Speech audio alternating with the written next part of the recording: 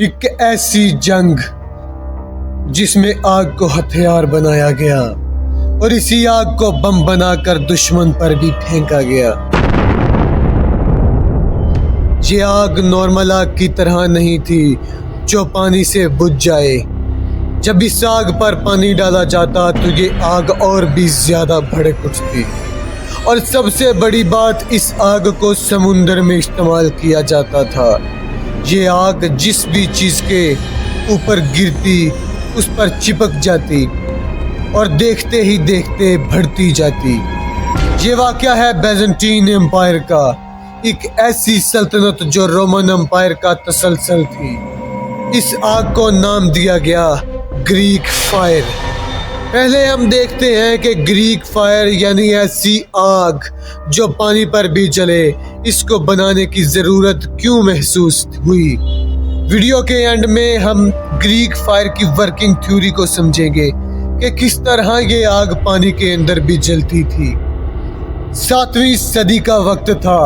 एक तरफ बैजेंटीन एम्पायर था और दूसरी तरफ उम्मई खिलाफत। दोनों ही सुपर पावर थे। सबसे इम्पोर्टेंट शहर था इस्तांबुल। यह शहर ट्रेड का सेंटर था, यूरोप और एशिया का ब्रिज था और सबसे इम्पोर्टेंट पावर का सिंबल था। अगर ये गिर जाता तो बैजेंटीन एम्पायर खत्म हो सकता था। उम्मई खिलाफत की फोर्सेस ने इस शहर को हर तरफ से घेर लिया, लेकिन बैजेंटीन एम्पायर इस खिलाफत के सामने कमजोर था। दुश्मन की नेवी स्ट्रांग थी, उनके पास ज्यादा रिसोर्सेज थे और वो इस्तांबुल को भूखा रखकर जीत सकते थे। अगर कुछ नया ना किया जाता तो इस्तांबुल की सरजमीन पर उम्मई खिलाफत का राज होता। इस्तांबुल को चाहिए था कोई ऐसा हथियार जो गेम चेंज कर दे, जो सिर्फ ताकत से नहीं डर से जीत दिलाए। और फिर हिस्ट्री का सबसे डेंजरस इन्वेंशन सामने आता है, यानी ग्रीक फायर। इस वेपन को बनाया था एक इंजीनियर ने जिसका नाम था कैलिनिकोस। उसने एक ऐसी मिक्सचर बनाई जो हवा से जलता था, पानी से नहीं बुझता था और एक जगह चिपक कर जलता रहता, यानी एक लिक्विड फायर। इस फार्मूले को सीक्रेट रखा गया, इतना सीक्रेट कि सिर्फ चंद लोग ही जानते थे और ना ही कहीं इसको लिखा गया। ये आग सबसे पहले समुंदर में इस्तेमाल हुई थी, बहरी जहाज़ों पर। जब इस आग को इस्तेमाल किया गया तो दुश्मन शौक रह गया, क्योंकि ये आग हवा से भड़क रही थी, पानी पर जल रही थी, जहाज़ों के साथ चिपक रही थी। कुछ लोग पानी में कूद गए, मगर वहाँ भी आग ने उनका पीछा नहीं छोड़ा।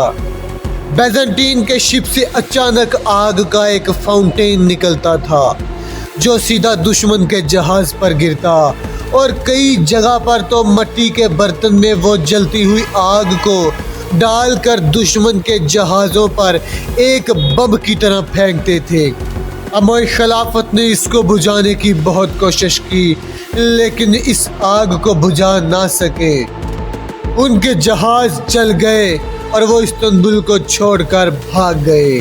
अब सवाल ये है कि कैसे ये आग पानी से और भी ज़्यादा भड़क उठती थी। ग्रीक फायर का फार्मूला कहीं पर भी लिखा नहीं गया, मगर कुछ हिस्टोरियंस के मुताबिक ये एक केमिकल का मिक्सचर था जो हवा और पानी के साथ रिएक्ट करता था। माहिरीन के मुताबिक ये मिक्सचर 4 चीज़ों से तैयार हो सकता है: पेट्रोलियम, नेफ्था, सल्फर, चूना, रेजिन। पहले हम पेट्रोलियम नेफ्था को देखते हैं। ये सबसे इम्पोर्टेंट चीज़ थी। यह जलने वाला लिक्विड फ्यूल था, बिल्कुल पेट्रोल जैसा, बहुत आसानी से आग पकड़ लेता है, आग को जिंदा रखता था और पानी पर भी तैर सकता था, इसीलिए आग पानी पर भी जलती रहती थी। सल्फर एक ऐसा केमिकल है जो जलने के अमल को और भी ज़्यादा तेज़ करता है और आग को जल्दी ही फैलाना शुरू कर देता है। चूना यह सबसे यूनिक और डराने वाली चीज थी। जब यह पानी के कांटेक्ट में आता है तो हीट बनती है, और जब हीट बनती है तो आग और भी ज्यादा तेज हो जाती है। इसीलिए आग पर जब पानी डाला जाता तो आग और भी ज्यादा तेज हो जाती। रेजिन रेजिन एक चिपकने वाली चीज होती है जो दरख्तों से निकलती है। आग जिस जगह गिरती थी, रेजिन उस जगह से आग को चिपका देता था। इसीलिए आग लगकर गिरती नहीं थी बल्कि जलती रहती थी। तो ये है वो चीजें जिनसे ग्रीक फायर बन सकता है, और ये सिर्फ एक आइडिया है। हकीकत में ये कहीं नहीं लिखा गया कि ग्रीक फायर किस तरह से तैयार की गई थी। ग्रीक फायर का राज आज भी दुनिया से छुपा हुआ है। अगर आज की वीडियो आपको पसंद आए तो वीडियो को लाइक शेयर ज़रूर करें और चैनल को सब्सक्राइब करना ना भूलें। मिलते हैं इसी तरह की एक और इन्फॉर्मेटिव वीडियो के साथ। तब तक के लिए खुदा हाफिज़।